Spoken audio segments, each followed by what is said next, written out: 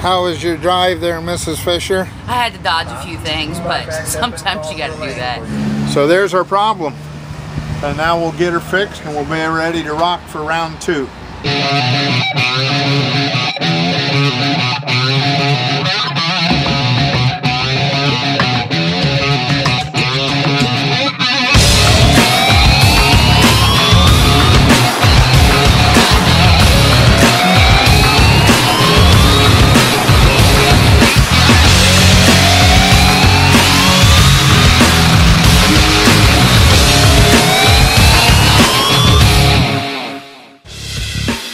Married with Dragsters on Competition Plus TV, brought to you by Moroso. It's our passion for racing that drives us.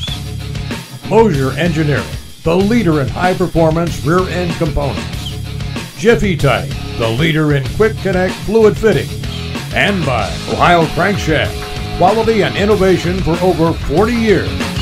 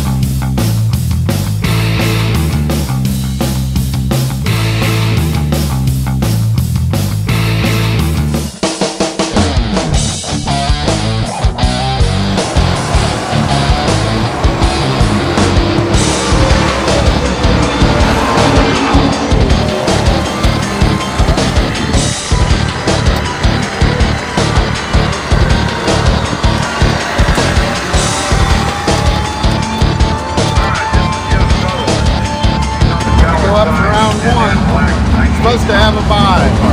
I'll take it either way.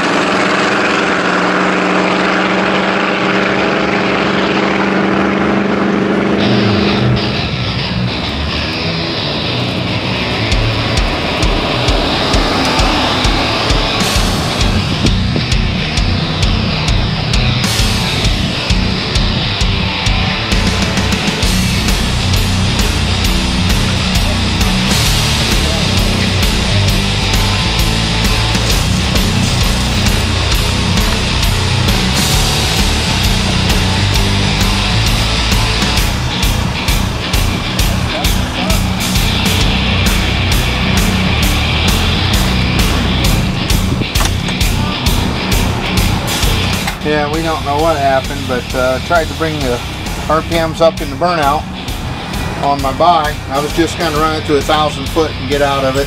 Well, we don't have pack no shoot or nothing. And tried to do the burnout, and it was like pop, pop, pop, pop, pop, pop. And I just got out of it, rolled the line, lit the lights, and just kind of idled down through there. I gave it a little bit of gas, but I'd already had to sit there running for probably 4.5 minutes while they got Cody off. So that's not good. So what'd you find? Well, I was thinking that we might have an electrical problem, obviously. When I went to do the burnout, just started popping and banging. And two things. This here actually has movement, so we need to tighten it down, but that wasn't the problem. I go in here and look, and this white wire that actually powers the spark box was barely in the hole. And I grabbed a hold of it and just pulled it right out. So there's our problem. And now we'll get her fixed and we'll be ready to rock for round 2.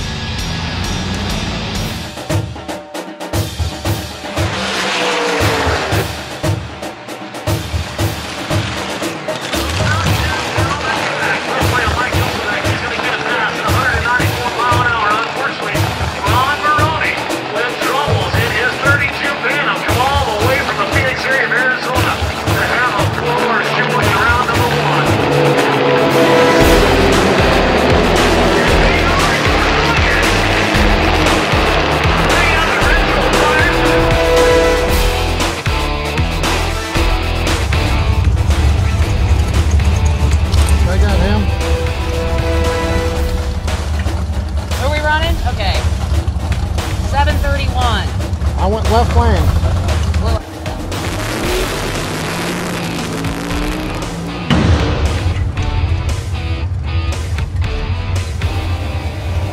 take these, put them in the thing. Air's on. Yep. Air's on, you're on hook. Good luck. Okay.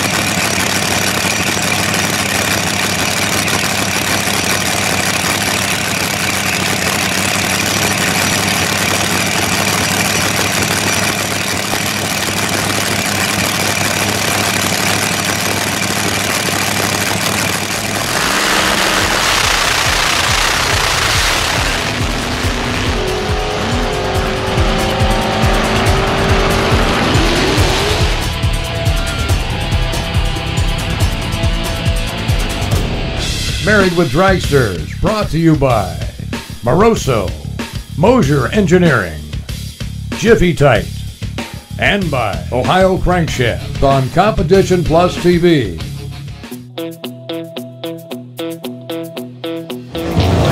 So I was just checking all of our timing from the MSD grid to make sure that nothing happened when that wire come off and was, not connected properly.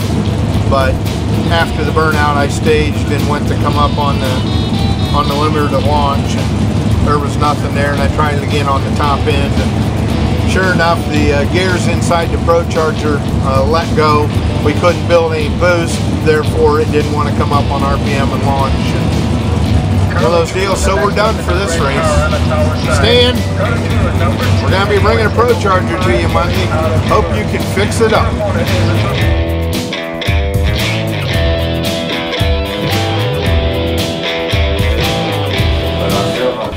Came up to tell you that I have to withdraw from tomorrow's race. We blew the Pro Charger up. All the gears stripped off of it, which is why I couldn't leave the line. We've been fighting it. There was a couple teeth when we changed the oil. I'm like, please stay together. That's all I could do. I'm sorry to hear that. But I got to withdraw from tomorrow's race. Everything's been running so good. It has been running good, and I wanted to come up and tell you personally. And well, here's the brake policy. I gotta see parts. Bring me parts. we have parts. No, I'm just joking. No, seriously, we have parts. I'm sorry to hear that. I'm sorry to hear that. So give us 1 sec, all right? Okay, not a problem.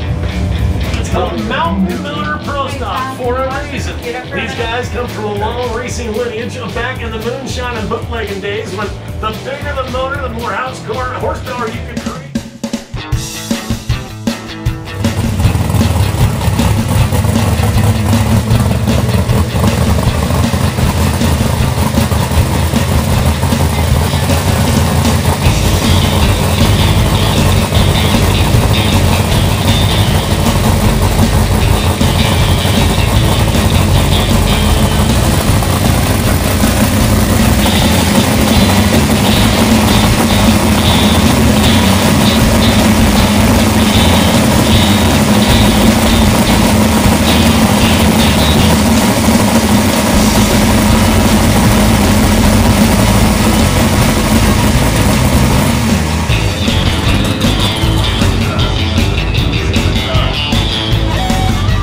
How was your drive there, Mrs. Fisher? I had to dodge a few things, but sometimes you got to do that.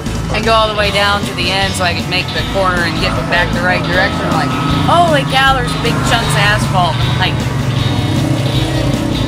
I don't know what kind of racing I was doing there for a second.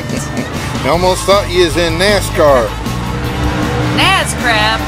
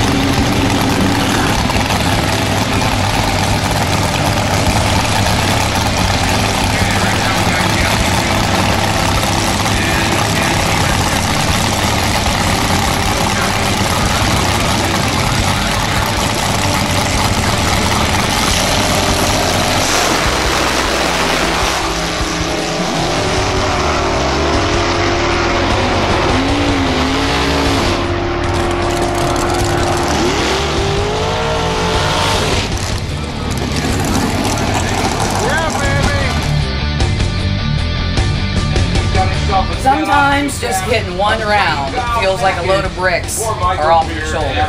Between the testing on Friday and the going back and forth on the throttle stops and the 60-foot was acting weird and you're not really sure where you are. And it helps if you can trust the car to know how to drive the top end, especially in the throttle stop racing, even more so sometimes in bracket racing. So to get that one, when I looked over because I wasn't sure I was going to run, I thought I might have to run Micus in front of me. I'm like, okay, go Micus, that's good, you're out of here. But I see the guy pull up next to me.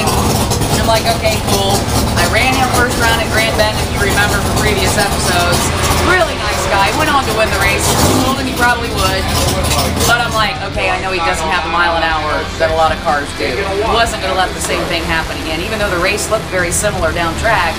But I had him by 10 on the tree, and I thought I was set up a little fast, so I just started ripping the throttle to stay with him. I could have closed it up a little tighter, but I knew he was going to take the strike, and I didn't want it. And I almost forgot what that little light was on the wall over there, because it came on my lane this time. But when I go ahead and go through the numbers, and I look at run completion, it was on a low 89, high 88 pass, and he took the stride by, according to Richie Pro, 2 feet, 6.5 inches. Like I said, I could have tightened it up more, but I knew where I was and I felt like he was breaking out. And he only broke out by 3 fouls.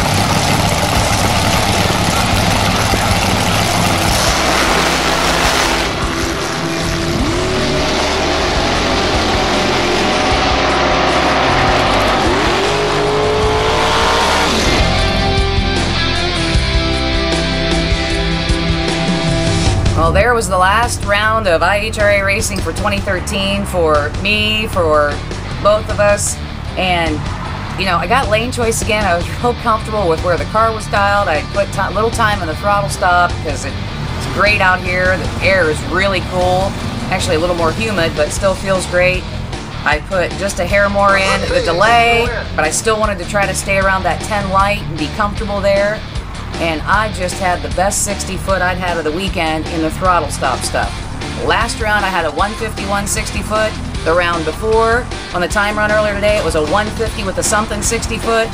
Yeah, and all of a sudden I have a 145 60 foot with more time in the delay, and my car is affected, the 60 foot's affected by my throttle stop. And therefore I go 005 right now. And folks, that's the end of the story. I mean, that just sucks, so whatever. Hopefully we'll get a chance to go on to Bowling Green later this year and see if we can wrap up our final NHRA race. Promotional considerations for Married with Dragsters provided in part by these fine companies: Ohio Crankshaft, Dragon Racing Fuels, Mickey Thompson, Aesthetic Finishers, Emily Oil, Abruzzi Racing Transmissions and Converters, and by American Race Cars.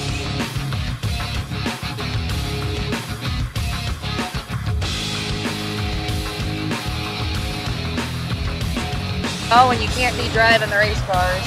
At least you can still be playing with the K&N and the Borla. Well, I hope you guys got a chance to enjoy our series this year. Went ahead, went on to Bowling Green. We went to Columbus for the NHRA Sports Nationals, and it wasn't good, it wasn't bad, but hey, Kevin definitely had a good year. Yeah, it always feels good to get the street cars out. We had a pretty good year with the race car, and gotta go over here to our favorite watering hole and see if we can get 2014 discussed. Hopefully, some data acquisition for Little Vixen and even maybe more power for your car, possibly.